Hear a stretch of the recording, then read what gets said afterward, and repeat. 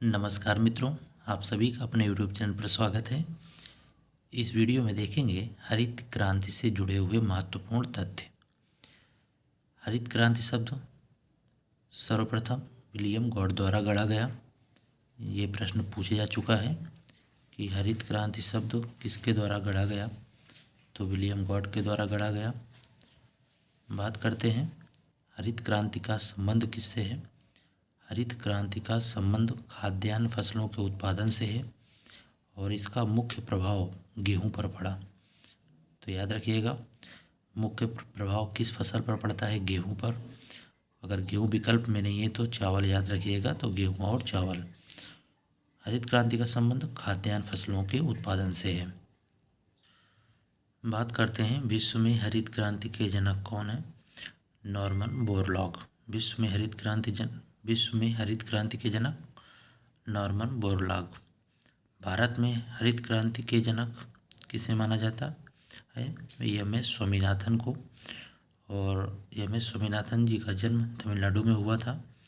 और एम.एस. का अगर फुल फॉर्म की बात करें, पूरे नाम की बात करें तो मनकोम्बू संबाशिवन, याद रखिएगा, तमिलनाडु राज्य से हैं थे। भारत में हरित क्रांति की शुरुआत फोर्ड कमीशन की सिफारिश से होती है। ये प्रश्न भी याद रखिएगा, फोर्ड कमीशन। नोडल एजेंसी की बात करते हैं तो पंत कृषि विश्वविद्यालय, जो कि पंतनगर उत्तराखंड में है। हरित क्रांति का भारत में प्रारंभ कब से माना जाता है? तो 1966 से, 66 और 67 से माना जाता है।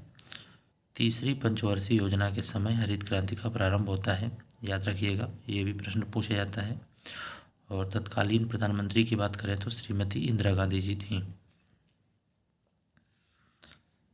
एक तथ्य अब जानते हैं, कुछ और महत्वपूर्ण तथ्य। प्रावधान क्या थे? उच्च उत्पादक क्षमता वाले बीजों का प्रयोग HYBP नाम से आता है, जिसका फुल फॉर्म होता है हाई यील्ड वैरायटी प्रोग्राम, यानी उच्च उत्पादक क्षमता वाले बीजों का प्रयोग। मशीनरी द्वारा खेती, सिंचाई साधनों का विस्तार, रासायनिक खाद, कीटनाशकों का उपयोग और जैविक खाद का उपयोग आदि पर बल दिया गया।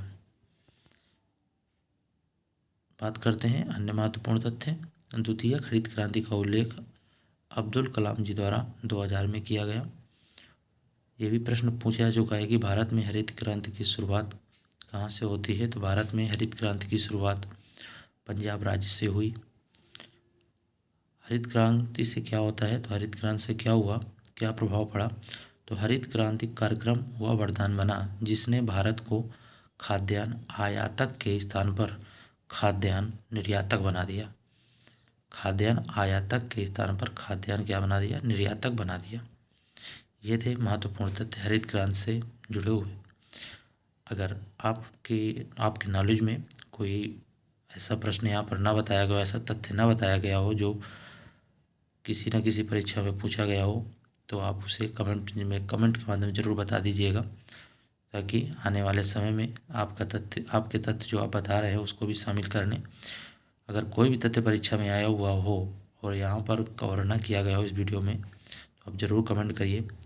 आपके उस तथ्य का स्वागत रहेगा जो परीक्षा में पूछा गया होगा और यहाँ पर हमारे नोट्स में नहीं है। उम्मीद करते हैं आपको ये जानकारी अच्छी लगी होगी। फिर मिलेंगे किसी अन्य वीडियो में अन्य जानकारी के साथ। जय हिंद।